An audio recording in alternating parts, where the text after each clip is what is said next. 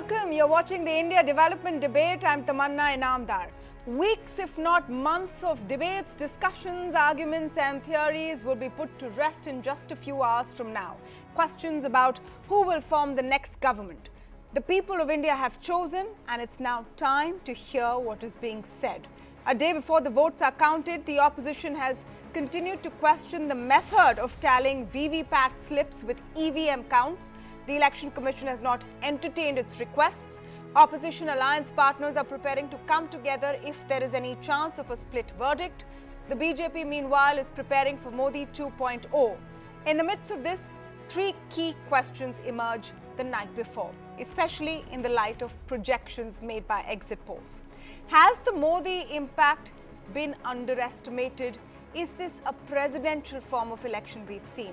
Has voter behavior in India changed completely, where a stable continuity is preferred and where caste community lines have been blurred?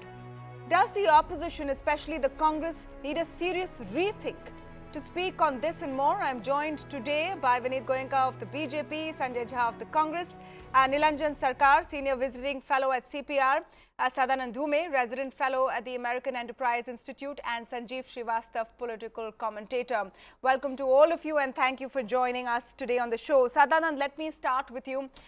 We're speaking just a few hours before the first votes are counted, and I want to take that broad picture that if the results are the way that they're being projected, are we going to have to seriously look at the Indian voters' behavior? Because the 2014 verdict was the first of its kind in 30 years with a full, clear majority. If you're going to see something close to a repeat of that, does that mean that the voter is changing the way she thinks? You know, that's a great question, Tamanna. And going by the exit polls, it would certainly be quite plausible, I would say even likely, that we are going to see something akin to the 2014 result. Now, the big thing over here is that in 2014, we had assumed that this was a black swan event, that Indian politics, particularly in the post-liberalization era, had essentially been coalition politics, and that was baked into the cake because the Indian polity was so large, so complex, and there had been a fragmentation, and the national party system had been seen in decline. Now, if 2019 is essentially a repeat of 2014, we have to go back to the drawing board and we have to begin to ask ourselves fundamental questions. Has the polity changed? Is the way we look at elections, should we start looking at voter preferences differently? Should we start looking at things like the importance of caste in elections differently? Do we start looking at the importance of religious groupings and how they vote differently? Do we start considering the long-term future of a national party, the Congress party? So there are many large questions that this election tomorrow, as the results come in, is going to throw up. I'll add a few more on those. Are we moving closer to a two-party system? Because a lot of the exit polls show the BJP and the Congress both increasing their vote share, sometimes at the cost of some regional players. Are we moving to a system which becomes more personality-driven? And what does that mean for the BJP? The questions will continue, but let me get Sanjeev Srivastav on your opening thoughts on the big picture question. Is this going to change the way we look at elections?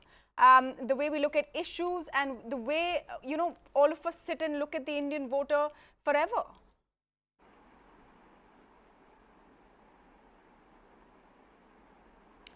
See, I really don't know. The real answer will come when the final tally is out. Right now, what we are discussing is everything is based on what the results have come out in exit polls. So, if exit polls hold, now that's a big if, but if exit polls hold, then, of course, like Sadanand just said, then we need to revisit the drawing board and see a whole lot of equations, permutation, combinations, alliances, the fate and future of regional parties, dynasty leaders, caste-based polity. All of that will have to be then discussed. What happens to Congress party? What happens to Congress party's leadership? But really, to make a proper analysis or to even deduct anything which will be based on reason and facts, one has to wait for the results. As far as this exit poll is concerned and what it is indicating, the one thing it is indicating that after a very long time in Indian polity, I think after Mr. Vajpayee's term, that a man has continued to occupy center stage on the political canvas and map of the country for a second consecutive election. Remember, Vajpayee was holding center stage even in 2004 when he lost. I really do not by a mile think that that is the fate awaiting Mr. Modi. I'm sure he's going to come back as Prime Minister. The number is with what kind of margin and to what is the Congress party reduced to? And if the Gathbandhan doesn't do well, then what it foretells for the caste-based polity in the cow belt, UP and Bihar. So there are a number of questions which can only be properly analyzed, and these issues can be properly dissected once we have the real result. But what an election. Yeah, there's a big if there, of course. It's nearly of course. 6-8 weeks Yeah. of just a few hours more. Yes. Just a few hours more, less than 12 hours more before the first votes very start polarizing getting election, very bitter You know, that, election. now I'm going to come to that point My next. final thought, Tamanna, I'm is going to that I would like to say is, Yes. my final thought is, my final point is that I hope the bitterness generated and the heat generated in this election ends with the result, and we go back to normalcy in our public space. Well, we see a major election every few months in this country, and I think the bar has been set high, but that's a good thought. I know the BJP and Congress spokespersons are waiting, but I'm going to let the analysts have a say first, so a little more patience there.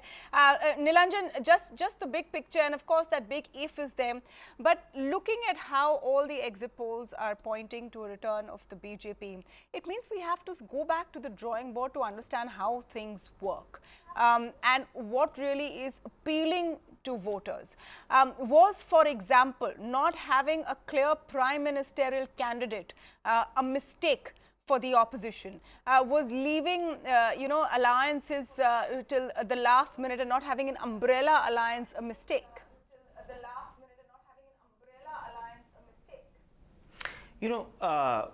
Perhaps, right? I mean, clearly some notion of central leadership is something that is helping the BJP and hurting all of its opponents.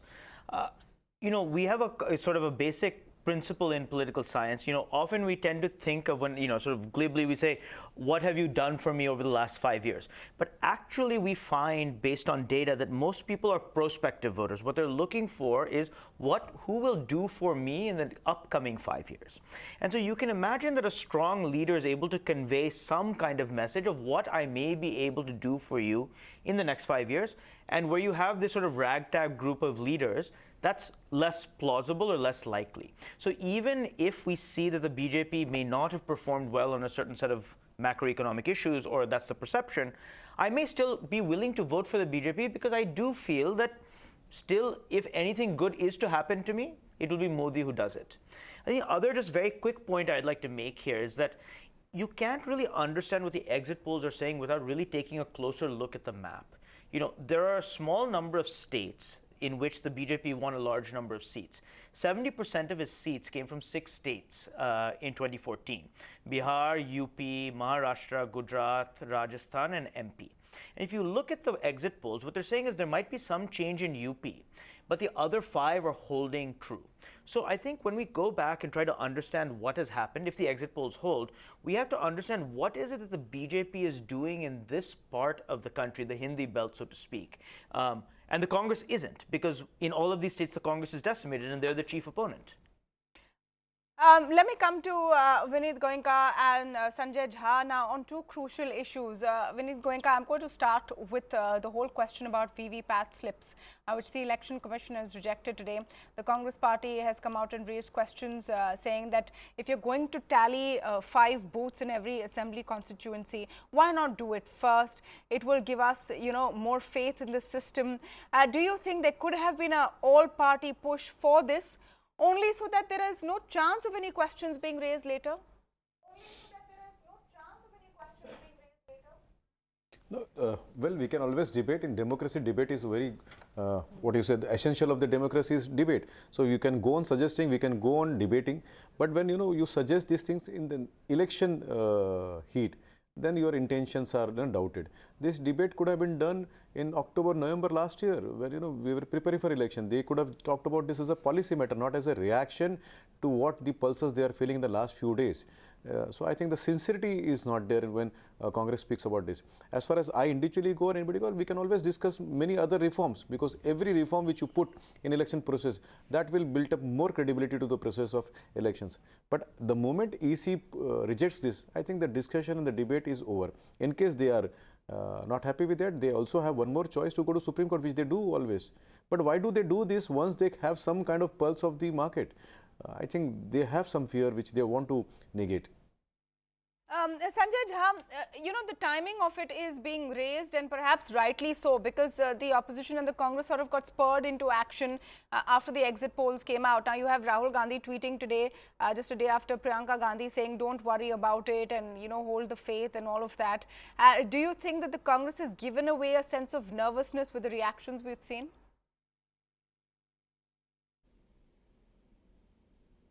Tamanna, not at all. In fact, why don't you look at the variance between the exit polls? It will tell you how perhaps irrational it is to, kind of make our prognostications about India's future and Congress party's leadership, when in a couple of hours we will get to know what the trend is. Look at Uttar Pradesh and West Bengal. You have one exit poll that gives the BJP 4 seats there. The other one is giving them 25. That's a significant difference of 21. In Uttar Pradesh, there is one poll which is giving 56 to the Gathbandhan and one which is giving 68 to the BJP. It clearly tells you that it is very difficult to predict an election in India, where there are multiple issues at play, which gets even more complicated because you have a Gathbandhan between the Samajwadi Party and the BSP. If you look at the past trends, again I will tell you this, Tamanna, and since you're a business channel, I can tell you this, that when somebody said it's the economy stupid, I don't think that was a bizarre or an absurd statement. In India, we have seen that roti, kapda, makan, bijli, sadak, pani are the what they call the meat and potatoes issues that affect the common man and does impact the votes. When I looked at all the exit polls, and that's the reason why we don't really attach too much importance to it, we are finding that it appears as if nothing mattered to the people of India excepting national security, or maybe a cocktail of hyper-nationalism and Hindutva politics of the BJP, which I think is belittling the average voter of India. So, we've taken it with a pinch of salt and pepper, frankly, a bucket full of salt and pepper. I'm willing to take all the hard questions tomorrow. As of today, I think this is a very nice, pleasant, entertaining, intellectually stimulating academic exercise. But one point of the election commission, questions about Congress leadership will have to be answered just an hour today ago. and tomorrow. Just an hour ago. Yeah. You got to hear this. You got to hear this. This is a sensational piece of news. Hear it out. Hear it out. 1 hour ago, the election commission actually put out a tweet linking to a right-wing website called Op India, which is trying to explain why EVMs cannot be hacked. Now, the election commission is actually promoting a right-wing, a very, frankly speaking, a very, capable of a lot of fake news. Okay. They're tweeting that. Now, this is a sorry spectacle. I'm going to let Vineet Goenka respond to this. The election I'm going to commission let has made Vineet a Goenka laughing respond stock to of this. itself. Just to get all those facts clear, Op India has quoted a Quora thread on which an election commission officer has answered some queries. So should they have, should they not have, can be a matter of debate. But that's where it originated from. Vineet Goenka, I'm going to let you respond to some of the points that Sanjay Jha has made. I'll tell you, when you're waiting for the actual counting to happen, and in that period, when you see your opponents trying to put out everything, I remind myself of the small play which I used to have as a child. I used to have a neighbor. Whenever he used to duck the zero, he used to say, "Mere aankh mein na sunlight aa gaya tha, dhool aa gaya tha," types. So when I see Sanjay Bhai talking all these things, then I know that he really is going to lose badly. I don't believe in exit poll. I don't trust them. But when Sanjay ji's frustration is seen on We'll the see screen, tomorrow. then I understand. Don't things are worry, right my with friend. us. We'll see tomorrow. 1 minute, let him Tamanna, answer. can I jump in? Sanjay, he Kal heard you. dekhenge, kal 1 minute, baatcheet Sanjay, hogi. he heard you out. Let him answer. That's not fair. Yeah. So one simple thing is, what? We should trust the process, A. B, there is various social media platforms, whether it is Quora, Twitter, Facebook, they are way nowadays governance and the people in the governance. Also, people intellectually would like to discuss and debate. Now, whether it was written on A platform or B platform, A side or B side, that should not be matter. What is the content has to be discussed. And the moment you say this is a right-winger portal, so it should not be believed, then it shows that you are trying to take people in a different direction. If the content is right, let us respect it. If the content is wrong, then you can always raise your doubts. So Sanjay bhai, I think we should not get into all this kind of thing. You are a very matured person, well educated. I would rather say, tell me please, isn't it incorrect that you come out after the polling is done that VVPAT should be read before the actual counting? It should not be 5, it should be 25. Well, these EVMs were introduced when Congress was in power. We got elected in 2014 when Congress was in power. Now, you got elected in Madhya Pradesh, Rajasthan and Chhattisgarh when we were in power.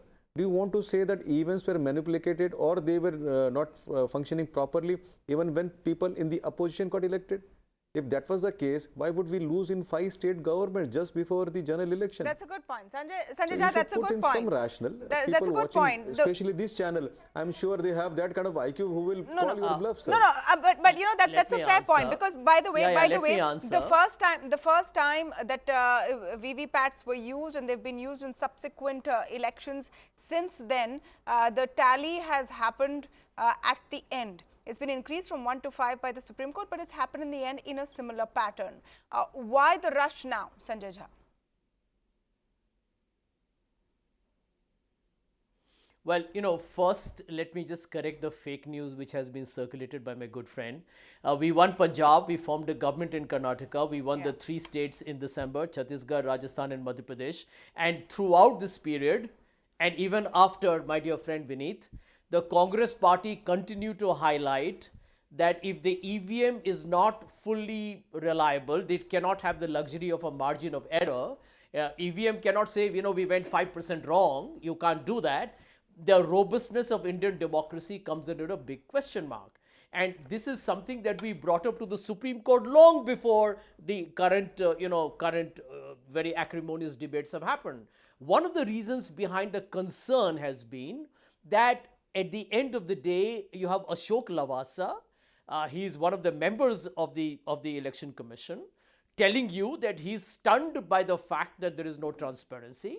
He had a different view on Narendra Modi being penalized or being stopped from campaigning, which was overridden, which was considered to be a blatant contravention. I think it makes everybody in any democracy worried. But it's I'm not sure connected if the to BJP the was in the counts. Congress's boots It's in the not connected to opposition, the counts. I It's would not connected deem to the their counts. Sanjay, I'm fears sorry, aren't you legitimate. obfuscating? It's not connected to the counts.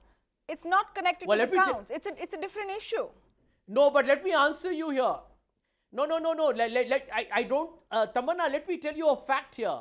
The fact that the count must happen before the EVM count was brought up, by the way, almost 3 weeks ago. The Election Commission said they will do that. For 3 weeks, they did nothing. You see, if you really dig deep into it, the Election Commission has been terribly opaque. Okay. And I think it's completely destroyed its once impeccable 1 minute, reputation. 1 minute. So, no, And I listen, think there's a today catch-22 Indian here. democracy is becoming There's a I'll tell you what laughing the stock. I'm sorry to say catch-22 that. is. I don't want to be targeting the Congress because you seem down and out or anything like that. But look at the catch-22. Your leader says, don't believe the fake exit polls, which means you're confident that they will all be wrong and that you will come up ahead. But if they do, the same process which will declare you winners in several seats will then again be questionable. So, this is an endless debate. Let me come to the other big point I want to debate today, because EVMs have been something which have, been brought up by parties. And let me come to No, both the Sanjeev things can Srivastava. happen, Tamanna. 1 minute. Well, let me we come to can win tomorrow, and that does not mean that the EVMs are working fine. Yeah. I mean, both can happen tomorrow. Why do you think they're mutually Sanjeev Srivastava, incompatible? let me come to the other question which Sanjay Jha is saying he doesn't want to answer today, but we'll ask him in any case, about the leadership of the Congress and the opposition parties. And in fact, it's broader based, because what happens to the BJP as well if all of their dependence is on one leader. But let's focus on the Congress leadership right now. If the numbers turn out to be as are being projected, will the opposition really have to rethink and reinvent itself?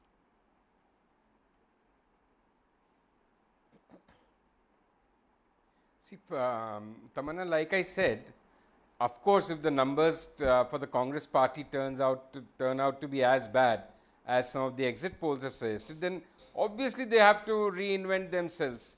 The problem with the opposition in this particular election, they may still surprise us in the results tomorrow, but by and large for me the problem with the opposition was that the principal opposition party remained stuck with an issue which I think was not resonating much on the ground, which is Rafale.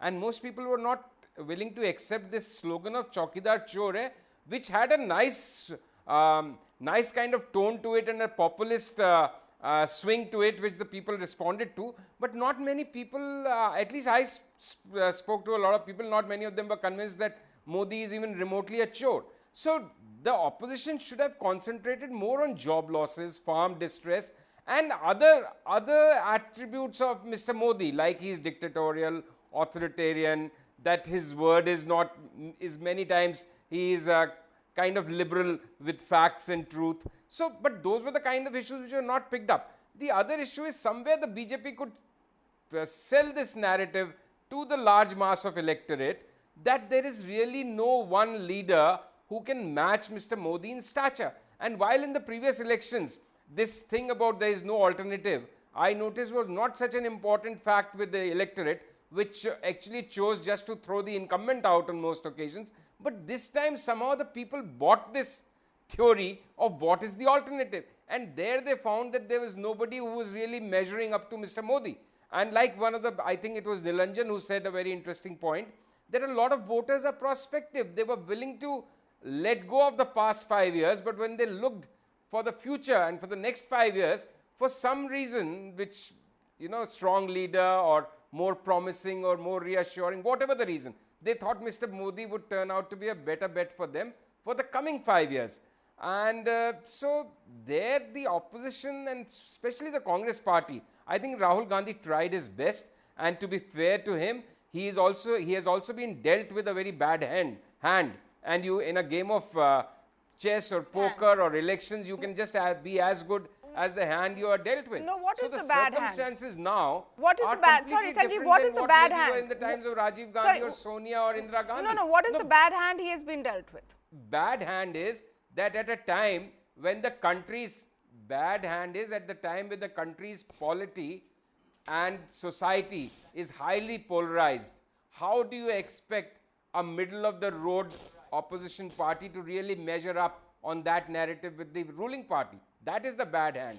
The organizational structure of the Congress is very weak. The Congress really can't match the cadre base of BJP, and that's an historical issue. You can't put the blame on Rahul Gandhi. So he has had some failings, but also the circumstances have been such that I don't think even a Mrs. Indira Gandhi or a Rajiv Gandhi or somebody else would have played this game very much differently. That's a big statement. The That's Congress a big statement. is in for a long haul. I'm just going to ask others to come in on that. That's an important point. Sadanand, you want to come in on that? Was Rahul Gandhi dealt a bad hand? And I'm just going to contextualize this.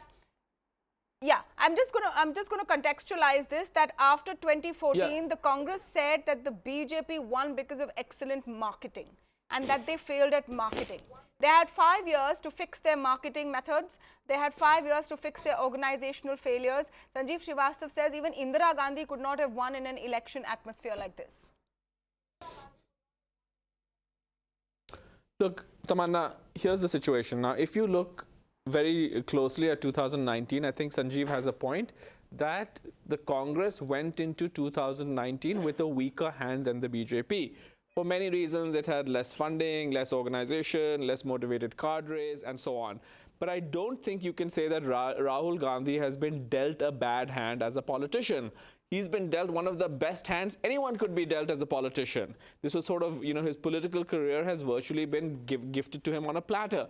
I think that there have been a series of errors, particularly since 2012, that he has made.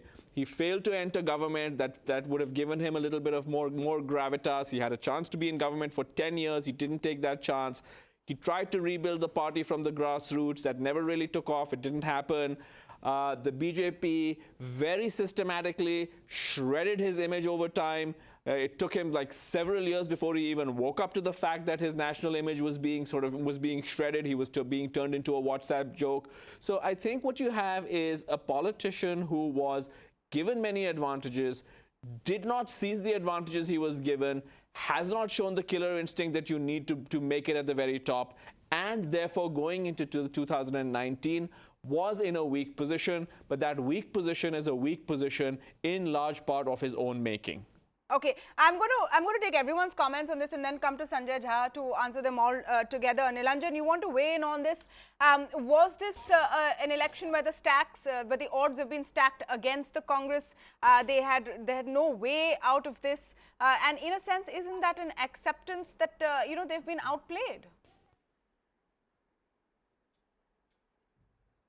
Well, I'll tell you, I want to sort of shift it slightly. I think we spend a lot of time talking about the man, Modi, or the man behind the man, Amit Shah, but we don't talk about the machine behind the man, right? And I think that one of the big innovations when you talk to people in the BJP that is associated with this recent rise is a much stronger party organization that is better at getting voters to the polls, better at communicating with the voter, and that's one place in which they are really outpacing the Congress. And so when we say that whether it's been dealt a stronger hand or a weaker hand, I think when we look at what the BJP has been able to achieve, when you go to far-flung villages in India, sometimes the only party workers you will meet will be BJP party workers. You won't meet a Congress party worker only, but even sometimes you won't meet regional party workers. And that ability of the party organization to make up for weaknesses of the state and to communicate directly with the voter, that's something that the BJP has in it that the Congress doesn't. Now, that is the Congress's fault. They were not able to rebuild an organization to be able to compete with the BJP in the Hindi belt, right? But the BJP has ruled a number of these states now for many years. Some of them they just lost. And in that time, they built a very, very strong party organization, and the Congress just simply didn't keep pace.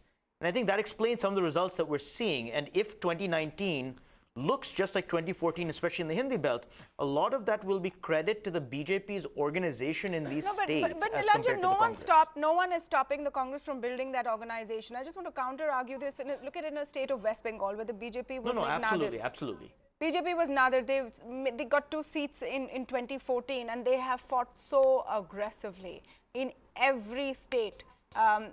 They have let no corner loose. Okay. Let me get Vineet Goenka in. On all of these conversations on the BJP and the Congress. Your comment specifically to the Congress being dealt a bad hand. Vineet, a lot of people say that more money and funding with the BJP electoral bonds helped out with that. The media, a lot of people say, has been on your side. At least the detractors say that. More organizational strength. You have the RSS's help, the government machinery to push, Prime Minister Modi's image. And the Congress was fighting with its back to the wall. So it has been said as you are a business channel, let me tell you, in business they say don't advise your adversaries or your competitor what was wrong with their business. So I'm not going to advise anything to Congress what was wrong there. I pray that they continue with that, all that mistakes which they did this time to eternity till they finish and decimate. But let me tell you one thing. If 5 years of our rule gave us that advantage of people investing in us, believing in us, then in that, if you see, they were there in power for 55 years. If I just take iota of your sentences to be correct, then the volume of funding they would have got is enormous, A. B, we only got transparent money. That's why you could see it. Probably they got money which was not transparent. So they hid that money, B. See, what actually is the difference? We did only 3 things. We did not do much. We did 1.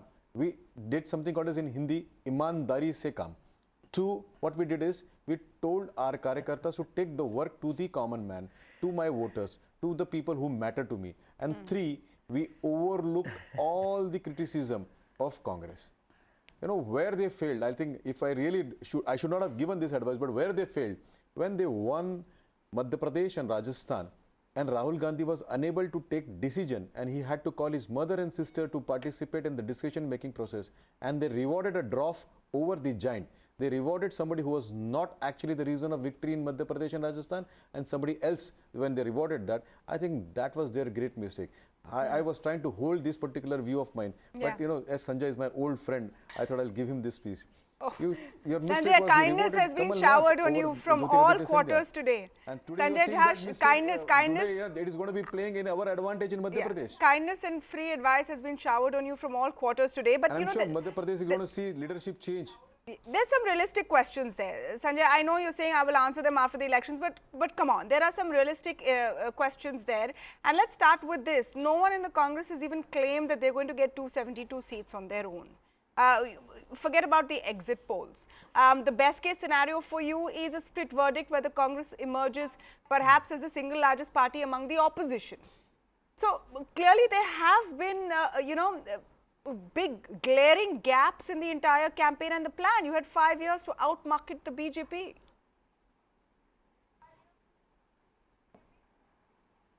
Okay, Tamanna, since there are several people who made comments, I hope you'll give me time to respond to them. But first to what Vineet said. Vineet, with due respects, I never considered a political adversary as a friend. We can be acquaintances. Friend, I think that's too intimate a term. Let me make this very clear, that Tamanna, at the end of the day, if Mr. Modi wins tomorrow and the Congress party in the UPA loses, I think there are some startling messages that you and I cannot ignore because we debated them. That means agrarian distress is a non-issue. A record 45-year unemployment doesn't matter.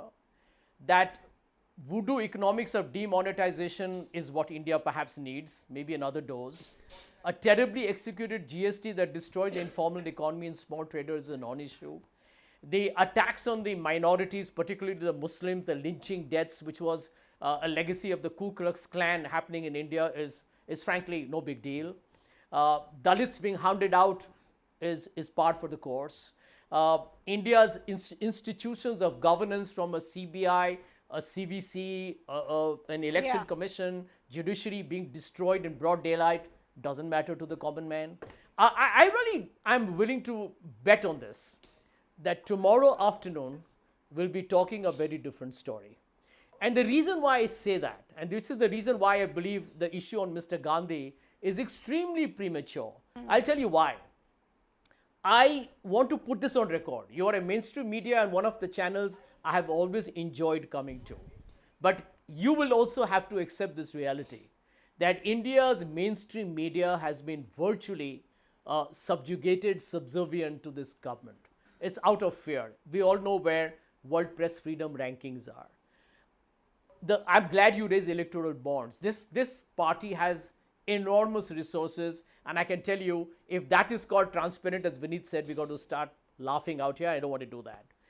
The other part, which is, I think, the most dangerous in my opinion, is the way, for the sake of votes, India's Prime Minister, no fringe, extremist outward, India's Prime Minister has played religious polarization in the most brazen fashion. In this election, he said, I'm going to be totally unambiguous about it. So if we want a polarized country, divided on communal lines, institutions of governance being dead, economy in terrible shambles. By the way, I'm sure you know that there is a Lehman Brothers happening in India. We are in doldrums. I've given you as much time as I could uninterrupted. And I think a new government is going to have I think you've encapsulated your point, but I'm just going to ask Vineet Goenka that question. Does a verdict tomorrow in your favor, Vineet Goenka, mean that people don't care about rural distress, they don't care about unemployment, and survey after survey, which also shows you guys winning, says that these are key issues? Tamanna ji, even if the exit polls are in my favor, I would say I don't trust them and I wait till the actual result comes. But let me share you one secret which we have, and that I'm just sharing it because I cannot tolerate Sanjay being so disturbed today. So we follow something called as 3T in BJP. It's training, try and target. So we keep training our karyakartas on various things. And I would request Sanjay ji to go and study what happened to Nokia and what challenges they faced, what Kodak faced the challenges, and what Jet faced the challenges, and what was the reason they went to that level. So we do this kind of trainings to our karyakartas, which are lateral trainings, which are sometimes absolute trainings. We do not come from political circle, but we do this kind of trainings to our karyakartas, try to understand, sharpen their thinking skill, hone their thinking skill, so that they don't do the mistakes which these great organizations in the world did. 3T in BJP. It's training, try and target. So we keep training our karyakartas on various things. And I would request Sanjay ji to go and study what happened to Nokia and what challenges they faced, what Kodak faced the challenges, and what Jet faced the challenges, and what was the reason they went to that level. So we do this kind of trainings to our karyakartas, which are lateral trainings, which are sometimes absolute trainings. We do this kind of trainings to our karyakartas, try to understand, sharpen their thinking skill, hone their thinking skill, so that they don't do the mistakes which these great organizations in the world did. And the second one is, the T is try. We keep on trying, and that's why you see we are there now in West Bengal, we are there in Arunachal, we are there now in Kerala, we are there now in Tamil Nadu. So we keep on trying, we don't give up. When we were called as to be two-man party, when we had only 2 members of parliament, that time in Lok Sabha, and now also they are calling us two-man party, but we don't keep Vineet Goenka, since I have very little time, let me ask you one question. Let me ask you a question. I need to ask you a question as well. I know it's your day to gloat for the next couple of days or a week or so, but let me ask you a question. All the polls indicate that a big win for the BJP is also on the back and shoulders of Prime Minister Modi. What does it mean for your party, which believes in its organizational strength, if it all becomes about one candidate?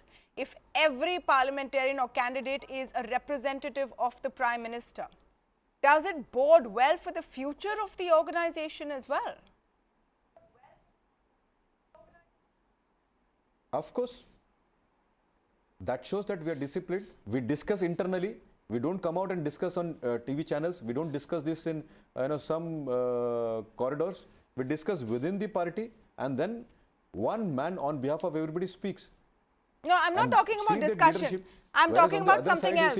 I'm not talking about discussion.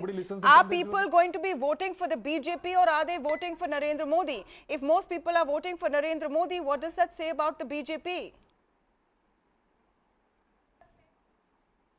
Bharatiya Janata Party is Narendra Modi is Bharatiya Janata Party. Understand one thing, the party leadership is party and party is party leadership. When I represent and go to a voter asking him to vote in my colony, I think I am Narendra Modi of that colony. So it's very simple.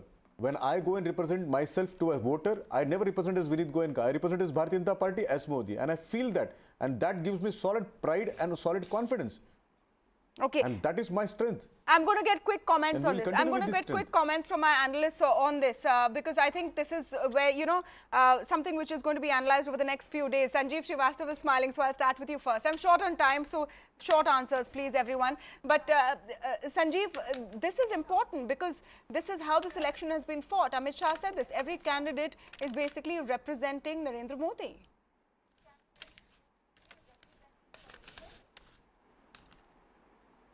See, I'm very pleasantly surprised and a bit amused by what the BJP spokesperson, Mr. Vivek, has just said, that when he goes out in the colony asking and campaigning for his party, he feels like he is personifying both Mr. Modi and the Bharatiya Janata Party. The fact of the matter in this election has been that Mr. Modi has consistently said that each vote which anybody is casting will directly come to his kitty. So vote for Mr. Modi.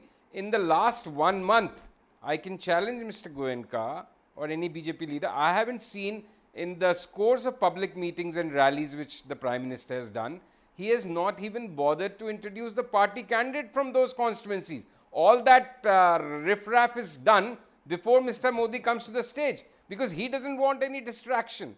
So while this strong leader image has its advantages, it has made our contest quite a presidential contest instead of the usual parliamentary type of a thing, and that's helping the BJP right now and Mr. Modi right now because he's that strong charismatic leader which the country is in awe of right now and wants to follow him. But where does it leave the Bharatiya Janata Party in medium to long term is I think best left for the BJP people only to analyze because they will again need a very strong person. The kind of the manner in which the organizational structure is getting weakened. Maybe that is the way elections will be fought from now on. Yes. Maybe that is the way elections will be fought from now on, which is why I said in the beginning of the show that maybe things have changed forever after the results tomorrow. Quick word on this from Sadanand Dume. Quick word. I've run out of time, but just a very quick word with you on this. So, Tamanna, your question is a great question, right? But in some ways, there's no way we can answer that right now. Yeah. At this moment in time, obviously having someone like Mr. Modi, who's a very strong leader, but also a strong campaigner, is a huge advantage to the BJP, right? this is one of the things that is propelling them to these massive victories, if we are to believe the exit polls. I do think the exit polls are broadly correct. Now, what are the long-term organizational sort of consequences of this? Does this result in a hollowing out of the organization? We've already seen that the BJP, which was very, famous for a more consensual style of decision-making, now you can already see that come under pressure. There's essentially a two-man army that runs this party. They can come up with any decision. Even the wildest decisions cannot really be questioned. So maybe this has long-term consequences. We don't know. But in the short term, frankly, any political party in the world would be very happy with this combination because it's working for them and it's winning them elections. No, I mean, if it ain't broke, why fix it? These are questions that the BJP will have to ask itself. Vineet Goenka, do you promise to answer in 10 seconds because I've run out of time? 10 seconds. See, we have somebody who's to be shown. He's a firm leader and he's a right leader. Unfortunately, Congress does not have a firm leader, neither a right leader. So they try to hide him.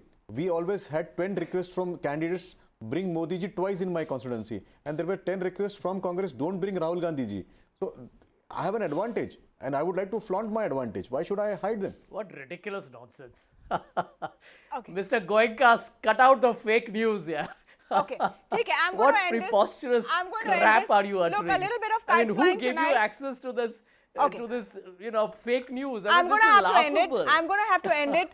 Viewers must allow us a little bit more of kite flying tonight, which will end once the results are out tomorrow. I said in the beginning of this show, debate, discussion and questions will end, but only pertaining to what the results are.